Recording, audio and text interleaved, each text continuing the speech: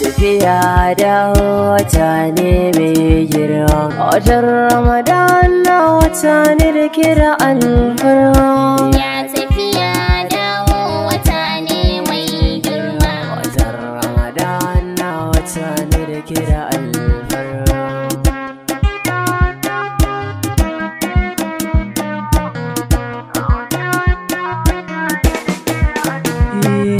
Ya hayu ya qayyum ka taimakin ga sakona, kaban iko na isarwa masoya manzo guna, waɗanda ka ba su dama cikin masoya manzo, ka ba su ikon kyautatawa domin watan alfarma.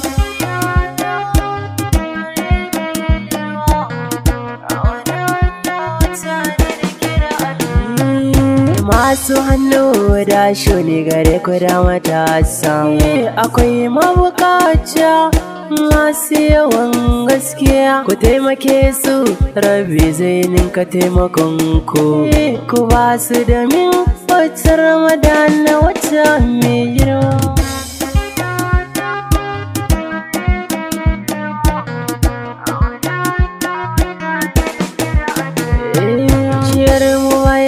Koda kaɗan ne masoya wanzo, miyo alkai a wannan wata miyo kwazo, abinda mun bayar shi ne na mazance na fure, miyo komai da zuciya ɗaya wanda ya gulma.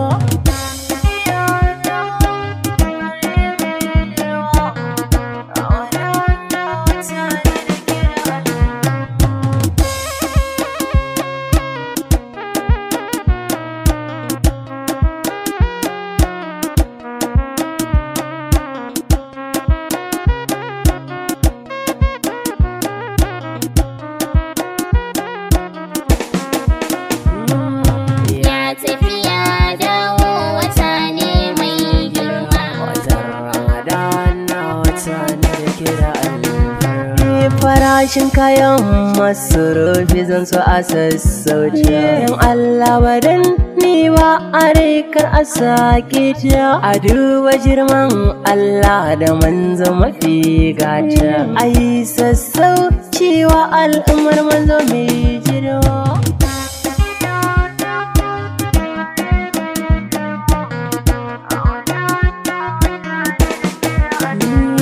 Ramadan kari watan ibada wata mai albarka, Ramadan kari watan karatun Qur'ani ba shakka, dukan ƙofofin rahma abu da suke haka, mu dage da ibada ya mu kwace ne kira.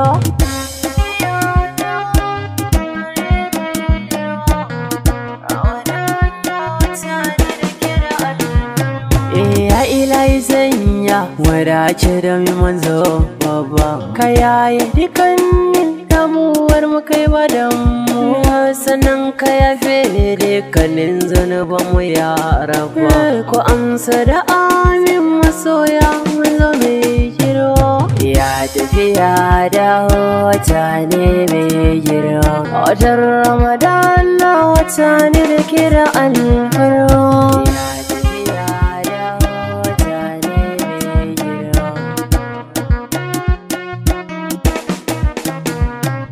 Ya tafiya da wata ne mai girma, watan Ramadan na wata ne da ke da alfarma.